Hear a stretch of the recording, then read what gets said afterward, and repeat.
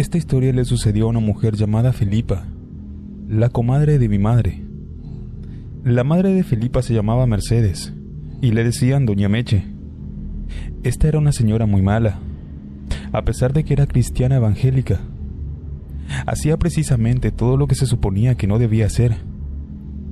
Ella era muy mala con su propia hija, con Felipa. Incluso inventaba chismes para que su padre y los hermanos la golpearan y no le hablaran. Felipa no se explicaba por qué su madre, Doña Meche, era así. Cuando estaba de buenas, le aconsejaba que le fuera infiel a su marido y se buscara amantes, tal como ella lo hacía. Pero Felipa no hacía caso a esos malos consejos. El tiempo pasó y un día Doña Meche se puso grave y tuvieron que trasladarla en una ambulancia hacia la Ciudad de México, donde la atenderían en emergencia. Pero desgraciadamente no se pudo hacer nada por ella y terminó falleciendo. Felipa, junto con su hermano, llamado Gilberto, se regresaron en la ambulancia con el cuerpo de su madre hacia el estado de Morelos. Era de noche, como a eso de las 10. Cuando iban por el camino, a Felipa por el cansancio le dio sueño y empezó a dormitar. Su hermano Gilberto ya estaba completamente dormido. Pero, como una hora después, Felipa empezó a escuchar sollozos dentro de la ambulancia. Estaba casi a oscuras. Ella se quedó extrañada y notaba que los sollozos empezaron a aumentar de intensidad. Y a los pocos minutos, ya se escuchaba como si alguien estaba llorando. Pero lo que más le sorprendía era que el llanto parecía como el de una mujer. No podía ser el llanto de su hermano Gilberto, o quizás pensó que probablemente era porque nunca lo había escuchado llorar de esa manera. Durante el resto del tiempo que tardaron en llegar desde la Ciudad de México a Morelos, el llanto no cesó. Solo dejó de escucharse hasta que llegaron al hospital de donde habían salido inicialmente. Fue en ese momento cuando Felipa se acercó a su hermano, que se encontraba durmiendo, y le dijo que ya llegaron y era hora de bajar. Su hermano le dijo: «Ya llegamos. Casi he dormido todo el trayecto. ¿Qué sueño tengo? No sentí ni el camino». Felipa le dijo: «Claro, si te la pasaste llorando». «¿Yo llorando?» «No, yo recién me acabo de despertar». Entonces Felipa, sorprendida, le dijo: «¿Cómo? Pero si durante todo el camino alguien estaba llorando. Aunque yo al principio pensé que era una mujer, pero luego creí que eras tú». «No, hermana, estás equivocada. Yo no fui».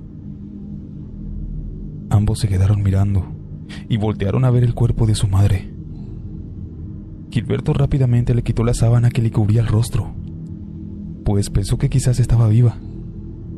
Pero para sorpresa de ambos, de los ojos cerrados de su difunta madre escurrían lágrimas. En ese momento los paramédicos abrieron la puerta de la ambulancia y Gilberto les dijo que su madre estaba viva. Los paramédicos le respondieron que no, que en la Ciudad de México ella había muerto. Pero Gilberto y Felipa insistieron y los llamaron para que vieran las lágrimas de los ojos. Así que los paramédicos subieron a la ambulancia y se dieron cuenta de que lo que le decían los hermanos era cierto. Le tomaron el pulso a Doña Meche, pero ella ya no estaba viva. Uno de los paramédicos le dijo a Felipa que ellos habían pensado que era ella quien se la había pasado llorando durante todo el camino. Ellos también habían escuchado el llanto. En ese momento todos se quedaron pálidos del miedo y no supieron qué decir. Después de que la sepultaron, Felipa se convenció de que quien había estado llorando esa noche en la ambulancia había sido su madre, que quizás se había arrepentido por todas las maldades que había hecho en su vida.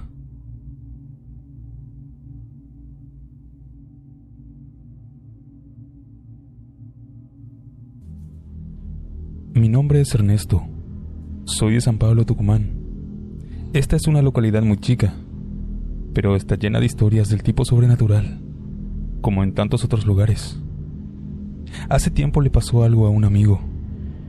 Resulta que él trabajaba de enfermero en el hospital de aquí, y aquel día faltaba poco para que terminara su turno. Y en ese momento, trajeron a una persona que estaba bastante grave. Por ende, tuvieron que trasladarlo hasta el hospital Padilla. Mi amigo tenía que ir controlando a esta persona durante todo el camino. Al llegar al hospital, dejaron a aquella persona para que la atendieran, y ellos se volvieron.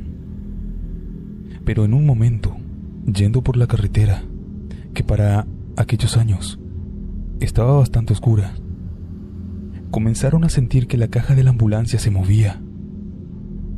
Ellos pensaron primero que se había pinchado una rueda. Entonces pararon el vehículo y se bajaron. Pero comprobaron que eso no había sucedido. Las ruedas estaban todas en excelente estado. Cuando subieron otra vez, y yendo por aquel camino oscuro, de nuevo se les empezó a mover otra vez la ambulancia. Mi amigo el enfermero se dio la vuelta y miró hacia atrás, hacia la caja, y pudo notar que adentro iba una persona vestida de negro, con la cabeza agacha. Él, asustado, le dijo al chofer lo que estaba viendo.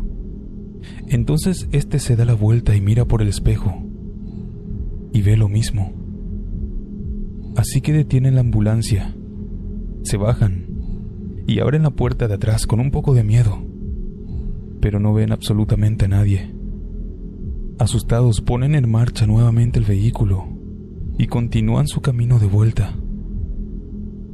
Y otra vez sienten que la ambulancia se empieza a mover.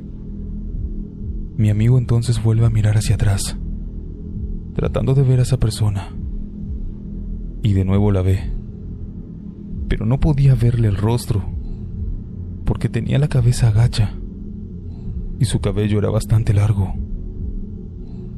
En ese momento, tanto el chofer como mi amigo comenzaron a rezar en voz alta, hasta que al llegar al pueblo ya iluminado, aquella aparición simplemente desapareció. Al día siguiente, cuando mi amigo me lo contó, todavía estaba muy asustado y ya no quería volver a hacer aquel turno, pero de todos modos lo siguió haciendo. Esa fue la historia que quería compartirles.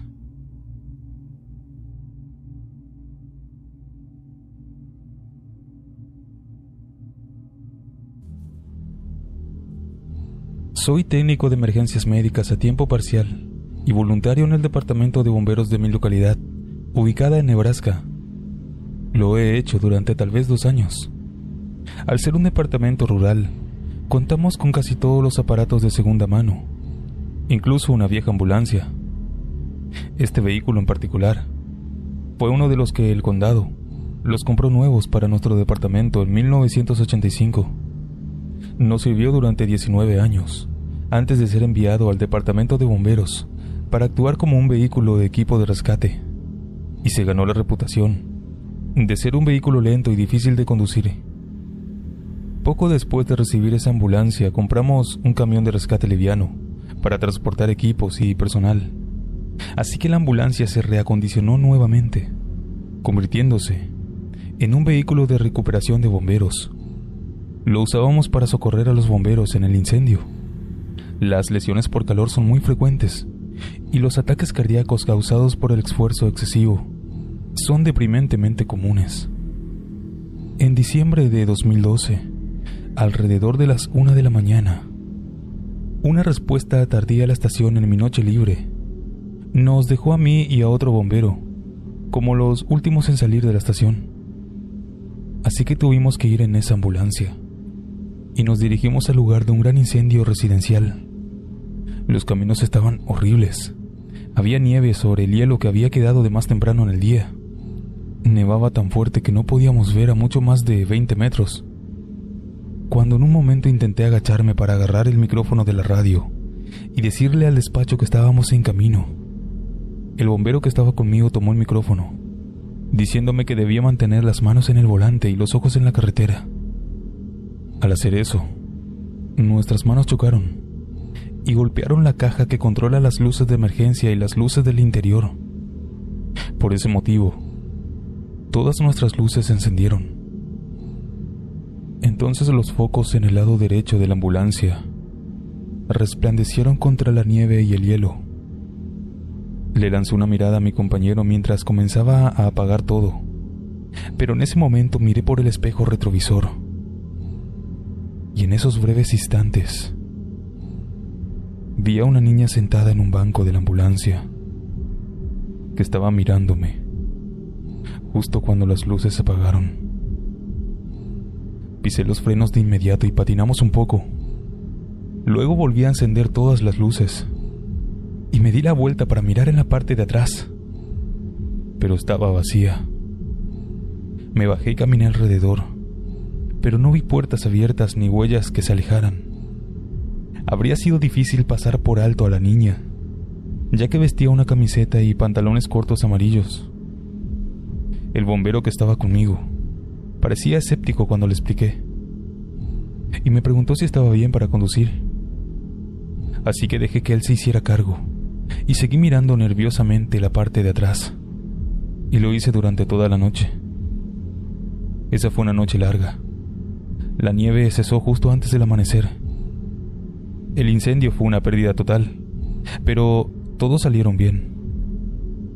Durante la revisión, mi compañero le estaba contando a otro bombero que yo me había vuelto loco en el trayecto.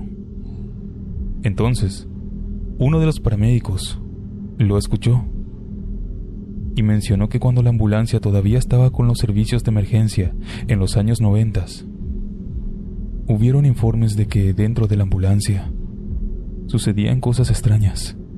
Por ejemplo, las puertas traseras a veces se abrían solas, las luces se encendían y los paramédicos escuchaban susurros. Esa ambulancia ya no está más, ya que se vendió en una subasta. Pero antes de venderla, dejamos una nota en la guantera. Pensé que quien fuera a usarla se merece un aviso para que sepa con qué se encontrará.